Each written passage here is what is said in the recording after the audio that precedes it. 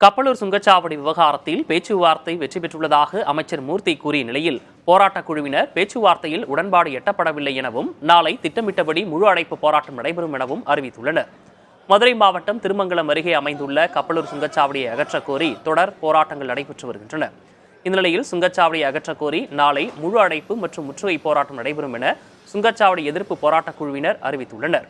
இதனையடுத்து அமைச்சர் மூர்த்தி சுங்கச்சாவடி நிர்வாகத்தினர் போராட்டக் குழுவினரிடையே அமைதி பேச்சுவார்த்தை நடைபெற்றது.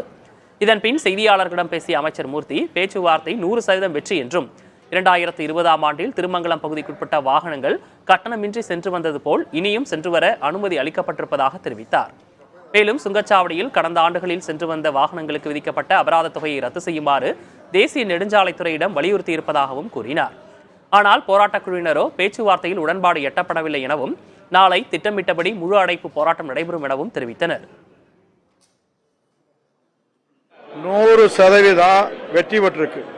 இவங்க கேட்டது 2020ல் எங்களுக்கு எப்படி அனுமதிச்சார்களோ அதை போல அனுமதிக்க வேண்டும் என்று சொன்னதை ஏற்று நாங்க தலைமையிடத்தில் நம்முடைய தமிழக அரசுல சொல்லி அந்த நகாயினுடைய சேர்மனும் வந்து தலைமைச் செயலாளர் பேசியிருக்காரு.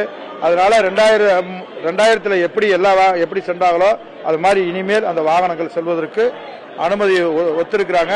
நகாயிட்டு சொல்லியிருக்கிறான். அதனால இந்த பேச்சுவார்த்தை சுமூகமான முறையில் தீர்வு காணப்பட்டிருக்கு என்பதை தெரிவித்துக் கொள்கிறோம். அந்த 2020 என்ன நடைமுறை இருந்துச்சுன்றதுக்கு யார்கிட்டையும் எந்த ப்ரூஃபுமே இல்ல.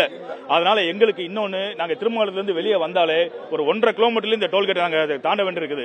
இதனால ஏகப்பட்ட டிராபிக் கன்செஷன், மருத்துவ செலவு, மருத்துவ ரீதியா நாங்க போறதுக்காக உடனடியாக போய் சேர முடியல. இனி ஒரு 2-3 வருஷம் போச்சுன்னு சொன்னா எய்ம்ஸ் எல்லாம் வர ஆரம்பிச்சிருச்சுன்னா டிராபிக் இதை காட்டிலும் இது 2 மடங்கு 3 மடங்கு அதிகமாகி போகும். இப்ப இவங்க கொடுக்கிற சொல்யூஷன்ல 1வது கேட்லயும் 10வது கேட்லயும் போக சொல்றாங்க.